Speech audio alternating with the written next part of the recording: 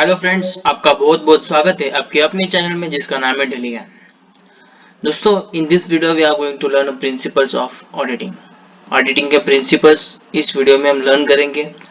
Principles यानी होता क्या है। फर्स्ट ऑफ ऑल ये चीज हम जान लेंगे कि प्रिंसिपल्स मतलब क्या। अब ऑडिटिंग सब्जेक्ट जो हमने फर्स्ट वीडियो से स्टार्ट किया था, ये अपना तीसरा लेसन है ऑडिटिंग का, जहाँ पर हमने ऑडिटिंग के फीचर्स देखे, इंट्रोडक्शंस देखे, ऑब्जेक्टिव्स देखे, प्लस हमने ये भी देखा कि किस किस को फायदे होते हैं, एडवांटेजेस किसको किसको होते हैं। ओके, सो ये जो चीज है, जो प्रोसेस है, वो प्रोसेस फॉलो करते टाइम हमें कौन से प्रिंसिपल्स फॉलो करने होते हैं, क्या ऐसे रूल्स एंड रेगुलेशंस है जो कि हमें फॉलो करने के बाद जो अपना टारगेट है वो अपना अचीव हो सकता है। जो भी हमने सोचा था, जिस ऑब्जेक्ट से हमने ये चीज करी है, जिस ऑब्जेक्ट से हम ऑडिटिंग कर रहे हैं, वो ऑब्जेक्ट तब हासिल होगा जब हम क्या करेंगे, ये प्रिंसिपल्स फॉलो करेंगे। प्रिंसिपल्स मतलब रूल्स रेगुलेशंस होते हैं। अब प्रिंसिपल्स को जो जिस तरह से वहां पर बताया गया है उसी तरह से हमने करना है। ओके, सो जो भी रूल है वो प्रॉपरली फॉलो करेंगे तो पर्टिकुलर ऑब्जेक्ट तक हम पहुंच सकते हैं। सो स्टार्ट करते हैं प्रिंसिपल ऑफ ऑडिटिंग। उससे पहले हम एज यूजुअल देखते हैं कि ऑडिटिंग का डेफिनेशन क्या है। जैसे कि हमने लास्ट के वीडियो में भी देखे थे, इसको बहुत अच्छी तरह से इलेबरेट भी किया था। हम यहाँ पर शॉर्ट में उसका डेफिनेशन को इलेबरेट यहाँ पर करेंगे। अगर आपको और भी इंट्रोडक्शन डीपली चाहिए तो फर्स्ट एंड सेकंड वीडियो आप जरूर देखिएगा। और इसके अलावा भी इस चैनल में काफी सारे वीडियोस हमने अपलोड किए गए, काफी सारा सिलेबस बीकॉम का है। ओके, इसके अलावा वर्ड, एक्सेल, पावर पॉइंट भी है यहाँ पर, सो वो भी आप जरूर देखिएगा। टेक्निकल नॉलेज भी यहाँ पर दिया गया आपको इस वीडियो में, इस चैनल के ऊपर। सो यहाँ पर ये डेफिनेशन जो है ऑडिटिंग का, वो क्या बोल रहा है। डेफिनेशन बाय आईसीआई जो इंस्टीट्यूट है, वहां उन्होंने जो डेफिनेशन दिया है, इंडियन चार्टर्ड अकाउंटेंट इंस्टीट्यूट जो है, उन्होंने डेफिनेशन दिया है। सो क्या कह रहा है definition, an audit is a independent examination of financial information of an entity whether profit oriented or not, and irrespective of size or legal form, when such examination is conducted with a view to expressing the opinion thereon। सी यहाँ पर definition जो है वो क्या बोल रहा है कि यहाँ पर हमने फाइनेंशियल इंफॉर्मेशन का एग्जामिनेशन करना है। ये ऑडिटिंग मतलब क्या है कि एग्जामिनेशन है किसी भी फाइनेंशियल इंफॉर्मेशन का। फाइनेंशियल इंफॉर्मेशन में सारी चीजें आती है, बैलेंस शीट और जितने भी सारे लेजर्स होते हैं, अकाउंट्स होते हैं, जितने भी अपने अकाउंट्स होते हैं, वो सारी चीजें यहाँ पर आती है। सो उनका हमने एग्जामिनेशन करना है। लेकिन यहाँ पर हमने ये नहीं देखना है कि कंपनी कितनी बड़ी है या छोटी है, प्रॉफिट ओरिएंटेड है या फिर नॉन प्रॉफिट ऑर्गेनाइजेशन है। सो कौन सी भी कंपनी हो, कितनी भी बड़ी हो, साइज उसका मायने नहीं रखती है, प्रॉफिट मायने नहीं रखता है, एनजीओ है, ट्रस्ट है, सोसाइटी, कुछ भी मायने नहीं रखता। सारे कंपनीज का हमें क्या करना है, एग्जामिनेशन करना है। उनके फाइनेंशियल जो इंफॉर्मेशन है उसका एग्जामिनेशन करना है, इसी को हम बोलते हैं ऑडिटिंग। अब यहाँ पर उसको फॉलो करते टाइम हमें क्या चीजें ध्यान में रखनी है, तो प्रिंसिपल ऑफ ऑडिटिंग में यहाँ पर हमें फर्स्ट पॉइंट जो बता रहे कि प्लानिंग क्या होती है।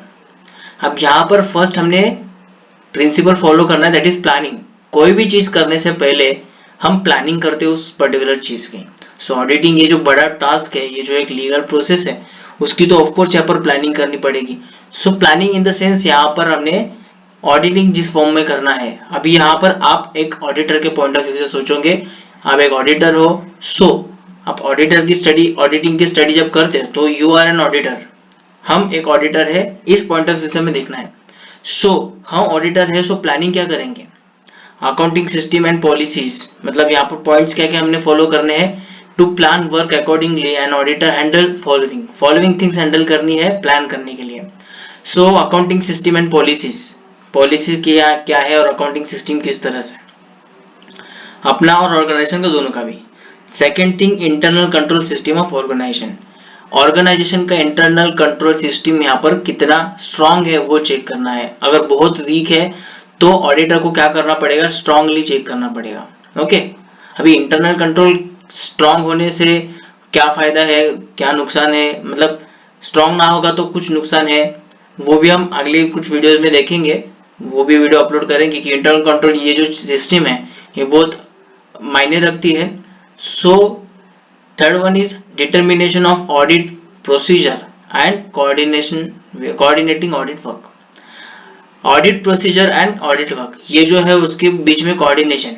पहले तो ऑडिट प्रोसीजर क्या है वो स्टडी करना है, मतलब ये इसकी प्लानिंग करनी है कि प्रोसीजर को क्या फॉलो करनी है, and after that audit work जो है उसका उसके साथ कोऑर्डिनेट करना है जो भी हमने प्लानिंग की है।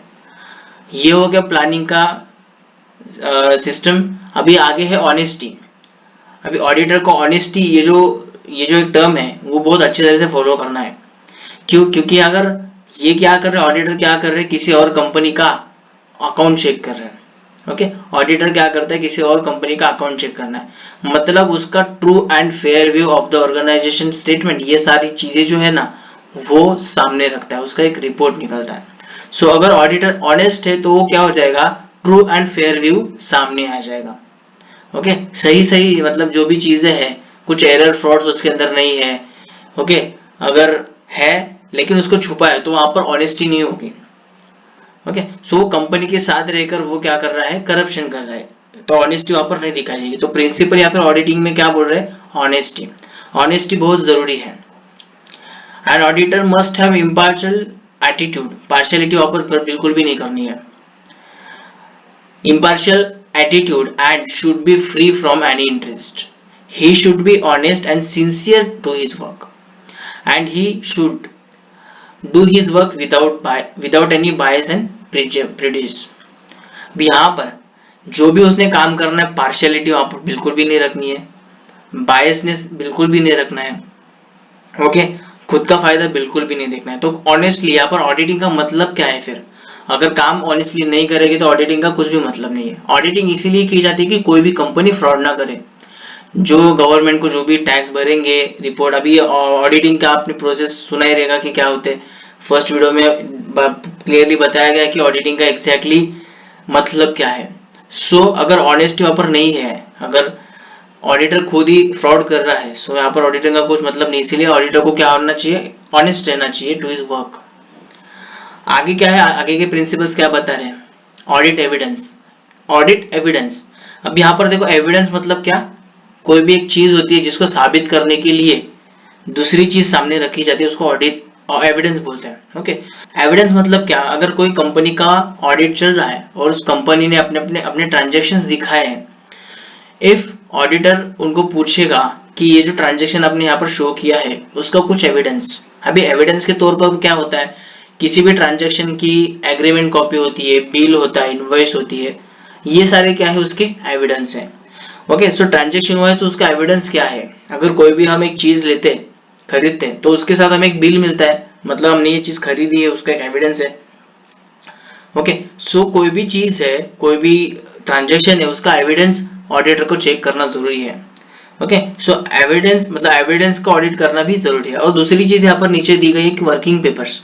अब यहाँ पर वर्किंग पेपर्स एंड एविडेंस, उसमें क्या डिफरेंस है। वर्किंग पेपर्स मतलब जो एविडेंस होते हैं उसके साथ कोई सपोर्टिंग डॉक्यूमेंट्स होता है कि उस एविडेंस को वो जांच पड़ताल करने के लिए हेल्प कर सके।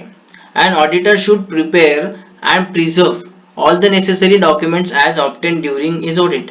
This documents can be used by him as audit evidence. मतलब जो भी चीज है, अभी कोई बिल जो है चेक किया है ऑडिटर ने, इनवॉइस कंपनी का चेक किया है, सो उसको खुद के पास नहीं रख सकता ऑडिटर। ठीक है, एक बार चेक कर लिया, कंपनी को चीजें जो है रिटर्न करनी है, लेकिन आगे रिपोर्ट बनाने के लिए कुछ वर्किंग पेपर्स ऑडिटर को साथ में रखने होते हैं, मतलब उसके साथ में कुछ पेपर्स रखने होते हैं, उसको बोलते हैं वर्किंग पेपर्स ऑडिट एविडेंस के तहत। सो यहाँ पर ये वर्किंग पेपर्स होते हैं कि वो अपने पास प्रिजर्व करके रख सकते हैं। ओके, सो कोई भी अगर रिपोर्ट बनाते टाइम अगर किसी ने पूछा, ऑडिट रिपोर्ट अगर कोई भी रिफर कर रहा है, सो एट दैट टाइम उन्होंने पूछा, सो ऑडिटर वो वर्किंग पेपर्स उनको शो कर सकता है कि हाँ, हमारे पास ये ऑडिट का एविडेंस हमने देखा था और ये हमारा प्रूफ है। ओके, सो आगे चलकर देखते हैं कि इंटरनल कंट्रोल सिस्टम। देखो यहाँ पर इंटरनल कंट्रोल सिस्टम फिर से आ गया। ये थर्ड लेसन है ऑडिटिंग का। इसके पहले जितने भी लेसन हुए, सारे लेसन में, सारे वीडियोस में यहाँ पर इंटरनल कंट्रोल ये वर्ड जरूर आया है, और इस वीडियो में ये चीज 2 बार आई है। अभी इंटरनल कंट्रोल मतलब क्या, ये ऑडिटर को चेक करनी है कि कंपनी की इंटरनल कंट्रोल सिस्टम किस तरह से है। इंटरनल कंट्रोल मतलब कोई भी कंपनी है, ओके, उस कंपनी के जो एम्प्लॉइज हैं वो किस तरह से काम करते हैं। मतलब अगर ऑर्गेनाइजेशन बड़ी है सो उसके अंदर काफी सारे डिपार्टमेंट्स रहेंगे। हर एक डिपार्टमेंट्स के अंदर पर्टिकुलर काम संभालने के लिए पर्टिकुलर एम्प्लॉय रहेगा। अगर एक ही बंदा काफी सारे काम हैंडल कर रहा है सो बाय डिफॉल्ट उससे क्या होगी, गलती होगी। सो वहां पर इंटरनल कंट्रोल स्ट्रांग नहीं है। अगर पर्टिकुलर काम एक ही बंदा कर रहा है लेकिन उस काम को भी दूसरा बंदा कोई चेक कर रहा है तो उसकी इंटरनल कंट्रोल सिस्टम जो है वो सबसे स्ट्रांग है। अब यहाँ पर एरर एंड फ्रॉड्स हो गए, दो चीज हमने देखी थी, एरर और फ्रॉड देखा था। तो एरर मतलब क्या, गलती से कोई मतलब हो जाता है, गलती हो जाती है काम में तो उसको एरर बोलते हैं। एंड फ्रॉड मतलब क्या, कोई ऐसी मिस्टेक जो जानबूझकर की है, मतलब कोई ऐसी चीज, गलत चीज जो जानबूझकर की गई है। सो ये दोनों चीजें जो है वो इंटरनल कंट्रोल सिस्टम से क्या हो जाती है, अवॉइड हो जाती है, प्रिवेंट हो जाती है। मतलब अगर कोई ट्रांजैक्शन दो बंदे अगर चेक करे ऑर्गेनाइजेशन में तो वहां पर फ्रॉड होने के चांसेस नहीं है। हर एक को अपना अपना काम दिया लेकिन फिर भी अगर कोई काम कर रहा है उसके ऊपर दूसरा कोई उसका चेकिंग करेगा सो यहाँ पर फ्रॉड होने के चांसेस नहीं है और एरर कोई भी चांसेस नहीं है। सो इस तरह से इंटरनल कंट्रोल सिस्टम जो है वो अगर स्ट्रांग होगा सो क्या हो जाएगा, ये सिस्टमेटिकली सारे वर्क हो सकते हैं। सो ऑडिटर को ये चीज क्यों चेक करनी है, अगर इंटरनल कंट्रोल सिस्टम अगर स्ट्रांग है सो वो बाकी का जो भी काम है वो प्रॉपर ही होगा उनका। सो ऑडिटर को इतनी ज्यादा मेहनत करने की जरूरत नहीं पड़ती है। सो सबसे पहले क्या चेक करना है, इंटरनल कंट्रोल सिस्टम। ओके, ये उनकी प्राइमरी रिस्पॉन्सिबिलिटी है, यहाँ पर बोला गया है। स्किल्स एंड कॉम्पिटेंस, अब यहाँ पर ऑडिटर के पास स्किल्स होने चाहिए और कॉम्पिटेंस मतलब कोई भी चीज है उसको हैंडल करने के लिए एबिलिटी एंड स्किल्स होने चाहिए। Okay, audit should be done by trained, experienced and competent person and audit staff should be updated with all the developments in the accounting auditing। अब यहाँ पर एक्सपीरियंस और ट्रेंड होने चाहिए ऑडिटर्स। अब यहाँ पर कोई चेक कर रहा है, किसी की चीज है, अगर हम अपनी कोई चीज किसी और को दिखाने जाते हैं सो ऐसे बंदे के पास ही दिखाने जाते हैं जिसको उस चीज का बहुत अच्छी तरह से नॉलेज है कि प्लीज आप चेक कीजिए मैंने प्रॉपरली किया है कि नहीं, प्लीज आप मेरी बात सुनिए मैं प्रॉपरली जा रहा हूँ कि नहीं। मतलब ये जो चीज है, हम किसी एक्सपीरियंस पर्सन के पास जाते हैं अपनी कोई चीज चेकिंग करने के लिए, या फिर मैं सही जा रहा हूँ कि नहीं वो चेक करने के लिए। सो यहाँ पर ये ऑडिट क्या है, एग्जामिनेशन कर रहा है। ऑडिटर कौन है, जो एग्जामिनेशन करता है अकाउंटिंग स्टेटमेंट का, वो होता है ऑडिटर। अब यहाँ पर एग्जामिनेशन करने वाला बंदा ऑफ कोर्स एक्सपीरियंस होना चाहिए, कॉम्पिटेंस होना चाहिए और ट्रेंड होना चाहिए, तब जाके वो क्या कर सकता है, वो दूसरों की गलतियां निकाल सकता है, डिटेक्ट कर सकता है फ्रॉड्स एंड एरर्स को। ओके, सो कोई भी चीज अपडेटेड होना चाहिए। जैसे कि अभी कोई भी अकाउंटिंग में कोई भी रूल्स चेंज हो गए, फॉर एग्जांपल 31 मार्च तक ये रूल था, 1 अप्रैल से ये रूल तुरंत चेंज हो गया। सो उसको क्या होना चाहिए, अपडेटेड होना चाहिए। कोई भी रूल्स रेगुलेशंस अकाउंटिंग के चेंज हो जाते हैं, कोई भी नई टेक्नोलॉजी, कोई भी नया सॉफ्टवेयर आता है, कोई भी नया लॉ आता है, सो उसको लॉ मतलब इन द सेंस अकाउंटिंग के रिलेटेड कोई भी लॉ, सो उसको अपडेटेड रहना जरूरी है। आगे चलकर हम देखते हैं कि अगला प्रिंसिपल क्या बोल रहा है, work done by others. An auditor is permitted to rely on work done by others. अभी यहाँ पर ऑडिटर ट्रांजैक्शन की एंट्रीज करता है क्या नहीं, उसको क्या करना है, ऑडिटर को चेक करना है। मतलब किसी भी कंपनी में जाके उनके जो एम्प्लॉयज ने काम किया है वो उनको चेक करना है, सैंपल चेकिंग करते हैं। अब यहाँ पर ये वर्क डन बाय अदर्स, ये दूसरों ने जो काम किया है उसके ऊपर रिले रहना, मतलब डिपेंड रह सकता है, लेकिन उसको क्या करना चाहिए, he should mention the source of reference thereof in the report. अब यहाँ पर ये जो भी उन्होंने चेकिंग किया है दूसरों के काम के ऊपर, वो रिले हो सकता है, भरोसा रख सकता है। मतलब काम जो है वो उन्होंने किया है उसको चेक करके उसने खत्म कर दिया, लेकिन उसका जो रिपोर्ट होता है, अभी ऑडिट जो किया है उसका एक रिपोर्ट भी बनता है, ऑडिट रिपोर्ट। सो उस रिपोर्ट में मेंशन करना जरूरी है कि ये जो हमने चेकिंग किया है वो कहाँ से रेफरेंस उसका लिया है। ओके, रेफरेंस क्या है, मतलब इसके साथ हमने क्या सपोर्टिंग डॉक्यूमेंट चेक किया है, इसके साथ हमने किससे बात की है या अप्रूवल किसका है, मतलब जो भी चीज है related to that particular transaction, वो सारी चीजें वहां पर मेंशन करनी जरूरी है, रेफरेंस जरूरी है। आगे चलकर है सीक्रेसी। ऑफ कोर्स यहाँ पर ये लीगल प्रोसेस के जैसा ही है सारा चीज, सो यहाँ पर सीक्रेसी बहुत इंपॉर्टेंट है। An auditor should keep confidential और information acquired by him during his audit. He should not share the information with anyone without the permission of the client, and that too information can be shared with the client's permission only when it's bound to be so. अभी यहाँ पर जो client है, client मतलब कौन है, हम auditor है, सो हमारा क्लाइंट मतलब जिस कंपनी में हम ऑडिट करने जा रहे हैं वो हमारा क्लाइंट है। फॉर एग्जाम्पल मेरी एबीसी लिमिटेड कंपनी है सीए फर्म, और मैं किसी XYZ कंपनी में ऑडिट करने जा रहा हूँ, सो XYZ मेरा क्या है, क्लाइंट है। सो अगर इंफॉर्मेशन शेयर करने की जो भी परमिशन है क्लाइंट अगर नहीं देता है तब तक हम नहीं कर सकते हैं। जब अगर क्लाइंट अगर परमिशन देता है तो हम शेयर कर सकते हैं, लेकिन कोई भी चीज है, कोई भी इंफॉर्मेशन है कंपनी की, हम कहीं पर भी नहीं दे सकते without the permission of client. Client मतलब जो कि जिस कंपनी में हम ऑडिट करने जा रहे हैं। ओके, सो नेक्स्ट क्या है, legal framework. All business activities should be run adhering to rules and regulations stipulated in the legal framework. This is to safeguard the interests and rights of the interested parties. Legal framework मतलब ये जो audit में यहाँ पर एक rule है कि legal framework के अंदर ही हमें काम करना है। कोई भी एक्टिविटीज है हमें क्या करना है, उस रूल्स एंड रेगुलेशंस के अंदर रहकर ही उसको करना है। ऑफ कोर्स यहाँ पर ये जो प्रोसेस है ऑडिटिंग, मतलब हम किसी और कंपनी का चेकिंग कर रहे हैं, मतलब जैसे कि कोई केस होता है, कोई क्राइम केस होता है, सो उसके अंदर जो भी पुलिस ब्यूरो, सीआईडी ब्यूरोस होते हैं वो क्या करते हैं, उस केस के ऊपर वर्क करते हैं, लेकिन सारी चीजें वो क्या करते हैं, रूल्स के अंदर, मतलब जो लीगल फ्रेमवर्क लॉ के अंदर बैठ कर ही है, ठीक है, लॉ के अंदर ही वो सारी चीजें करते हैं, वो खुद के मन से कुछ नहीं करते हैं। ओके, सो ऑडिटर भी है, ऑडिटर को भी क्या करना है, लीगल फ्रेमवर्क को फॉलो करते हुए ही सारे काम करने हैं। And after that last one क्या है, ऑडिट रिपोर्ट। ये प्रिंसिपल में यहाँ पर क्या आया है कि ऑडिट रिपोर्ट में हमें क्या करना है। On the basis of reviews and assessment the audit evidence, auditor should express his opinion regarding financial statement of an organisation. So audit report क्या होता है, auditor should express his opinion, auditor को उसके ओपिनियन एक्सप्रेस करने का मौका यहाँ पर मिल जाता है।